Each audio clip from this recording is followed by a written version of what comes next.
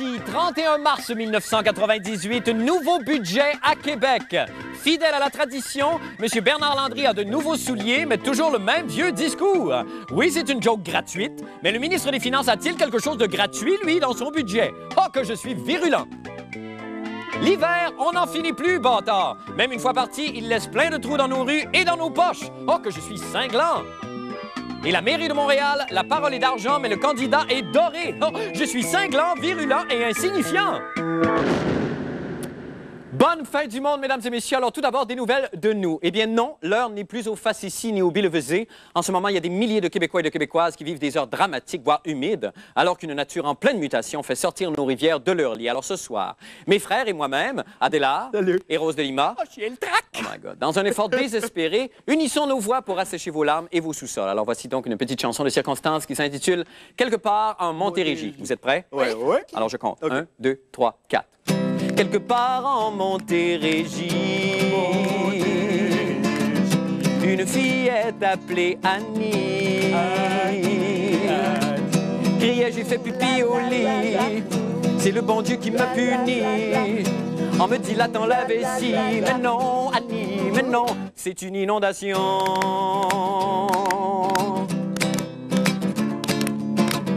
Une mémé sur la pentrée, sa prothèse déjà toute rouillée. Sa détresse, elle voudrait crier, mais dans le dress s'enfuit son dentier. Ce n'est pas le jugement dernier, mais non, mémé, mais non, vous êtes juste inondé. Attention, c'est le refrain. C'est un mystère de la vie, quand Mère Nature est en maudit, et qu'elle est d'un ou deux en bas, qu'elle nous prouve qu'elle est en tabarnak. Dernier couplet. La vache guette dans la clairière n'a de sec que son derrière. Emportée par le courant, on la signale au Michigan. Mais tu ne seras jamais Sylvie Fréchette. Tu guettes, reviens-nous ma coquette.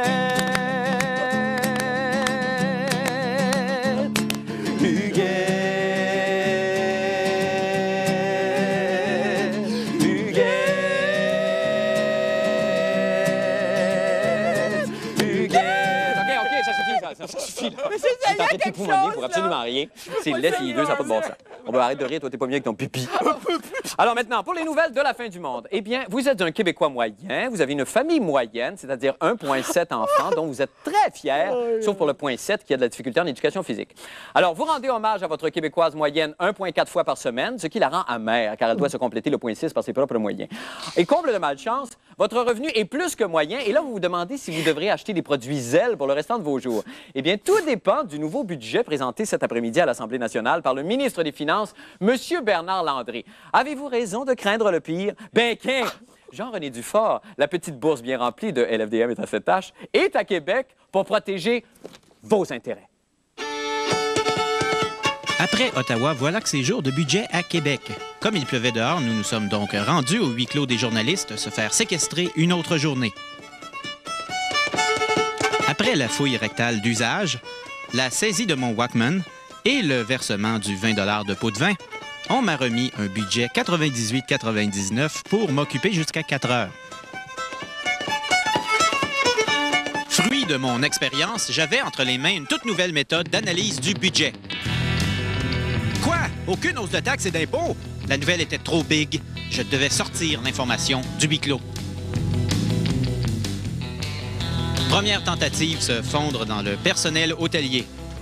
Oups, M. Landry m'intercepte pour me dire qu'il suit ma carrière avec intérêt, ce qui me donne une idée, jouer d'influence.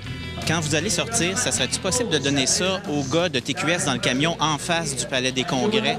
Parce que je peux pas sortir avant 4 heures. Ben, tu veux que je brise le secret budgétaire, c'est pas bien ça. Donc, il va falloir que je le sorte par moi-même. Faut que tu le sortes par toi-même. OK.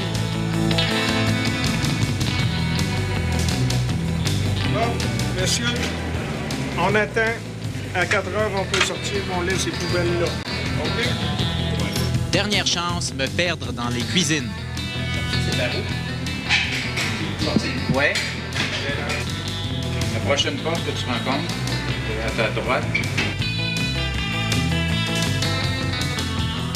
Ici Jean-René Dufort, encore pogné dans le huis clos. Et que de péripéties. Alors donc, allons retrouver cet analyste financier important de la fin du monde est à cette tâche, M. Jean-René Dufort. Bonsoir, Jean-René. Salut, Marc. Alors, vous êtes toujours à Québec? Oui, effectivement. Toujours en huis clos? Oui, en huis clos. Et on a eu tout ça à lire, donc on a eu quand même... Ce qui est très intéressant, c'est qu'avec ça, on nous donnait aussi un petit fascicule. Donc, ceux qui ont lu ça ont passé la journée à étudier. Moi, à 11 heures, j'avais fini parce que c'était très simple. C'est écrit en bref, aucune hausse de taxes et d'impôts. Bon, ben ça, c'est une bonne nouvelle. Réforme majeure des règles comptables du gouvernement, mais ça intéresse personne. Non, pas vraiment.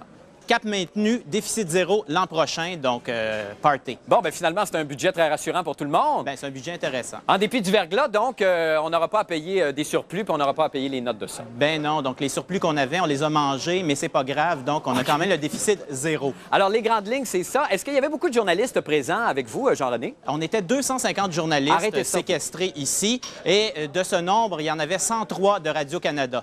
Donc, à défaut de la qualité, il y a quand même la quantité. Bon. C'est dur, ça, non. Jean-René. Écoute. Là, vous avez vécu deux budgets avec nous. Un budget au fédéral et un budget, évidemment, aujourd'hui. Lequel des deux endroits est le plus propice à vous éclater, à vous? On mange beaucoup mieux au budget québécois. D'accord. Les agents de sécurité sont beaucoup plus sympathiques au budget québécois. OK. Et donc, j'opterais pour le budget québécois. La bouffe, là, écoute, Ottawa, c'était à la limite du comestible. Ici, on avait de la purée de patates, des choses absolument fantastiques. Bon, ben c'est merveilleux. Une bonne raison pour rester souverainiste, Jean-René. Oui. Merci beaucoup, Jean-René, de votre participation ce soir. Non, je suis fédéraliste.